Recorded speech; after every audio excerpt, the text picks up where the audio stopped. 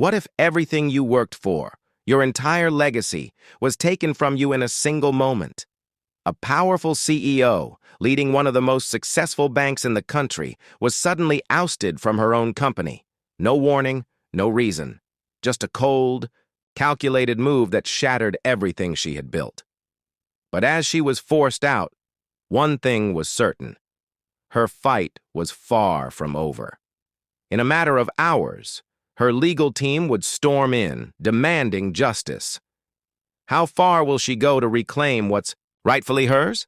Stay tuned, because the truth behind her ousting is more sinister than you could ever imagine. At just 42, Jasmine Davis had it all. She wasn't just the CEO of Blackstone Bank, she was a trailblazer. The first black woman to rise to the top of such a powerful institution, she was an inspiration for anyone who'd ever dreamed of breaking barriers. Her days were filled with meetings, strategy sessions, and making decisions that shaped the future of finance. But outside of work, Jasmine cherished the simple moments, the early mornings with her son, long talks with her closest friends, and the quiet walks that gave her peace. She wasn't just a leader. She was a mother, a friend, and a symbol of what hard work and resilience could achieve. But things were starting to feel off. The whispers in the hallways, the cold shoulders in meetings, and the subtle glances that lingered just a second too long were becoming harder to ignore. She had worked tirelessly to prove her worth in a world that wasn't built for people like her, but even she couldn't shake the growing feeling that someone was waiting for her to fail. What Jasmine didn't know was that the storm was already brewing, and it was about to hit her from the very place she thought was her safe haven. As she walked into the office that morning, there was a sense that everything was about to change. But she couldn't have known just how drastic it would be. The trap was set.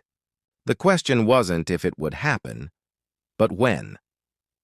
Jasmine could feel the change in the air as soon as she walked into Blackstone Bank that day. The usual bustle of activity felt distant, as if everyone was walking around on eggshells. Her office, once a sanctuary of control and calm, now felt like a pressure cooker. She dismissed the feeling, thinking it was just the weight of the upcoming quarterly reports hanging over her. But something wasn't right. There was a sharpness in the way. People spoke, a nervous energy she couldn't shake off. That afternoon, it became clear. As she reviewed documents in her office, one of her senior executives knocked on her door. He had a face she had never seen before, pale, sweating, his hands shaking as he handed her a folder. "The board, they're calling an emergency meeting. They need you to be there, immediately." The urgency in his voice sent a chill down her spine. No one called emergency meetings unless something was wrong. And when you're a black woman at the top of a powerful institution, you learn to brace yourself for trouble. Jasmine arrived at the boardroom to a room full of faces she thought she knew. But the looks she received were unfamiliar, cold, guarded, almost accusatory. As the meeting began, one of the board members, a man whose approval Jasmine had worked for years to earn, spoke up. "Jasmine, we've decided to take a new direction with the company." The words hit her like a slap. "We're restructuring the leadership." Before she could respond, another board member, a sharp-tongued woman who'd always given her the cold shoulder, added, "We think it's time for a change. Your leadership style isn't aligning with the future vision of the bank." The shock was overwhelming. Jasmine's mind raced. Restructuring? Leadership style? She had been the bank's most successful CEO, breaking records, increasing profits. But none of that mattered now. What followed was a cold, systematic dismantling of everything she had worked for, without warning, without a chance to defend herself. The board members rattled off reasons that felt more like vague accusations than valid points. Lack of focus, inability to adapt, and the one that hit hardest, a disconnect with the company's long-term goals. They spoke as if she was a failure, like the blood, sweat, and tears she'd poured into Blackstone meant nothing. The room was closing in, her hands clenched under the table. What was happening? Why had they waited until now to make their move? Jasmine's mind was reeling, but she knew one thing for sure. This wasn't just about the bank's direction. This was personal, and it felt like a carefully orchestrated attempt to push her out. But they hadn't anticipated her response. "Is this because I'm black?" Jasmine finally asked, her voice cutting through the tension like a knife. The question hung in the air, heavy and accusatory. The board went silent. No one moved. Jasmine's pulse raced, but she stood her ground. For the first time, she saw the truth in their eyes, the subtle flickers of discomfort, the tight jaws, the long pause that told her everything. They didn't need to say a word. She had her answer, but just as the gravity of the moment sank, she was interrupted. "Jasmine, we've made our decision. You need to leave." The words were final, cold. As she stood up to leave, her hands trembled not with fear but with rage.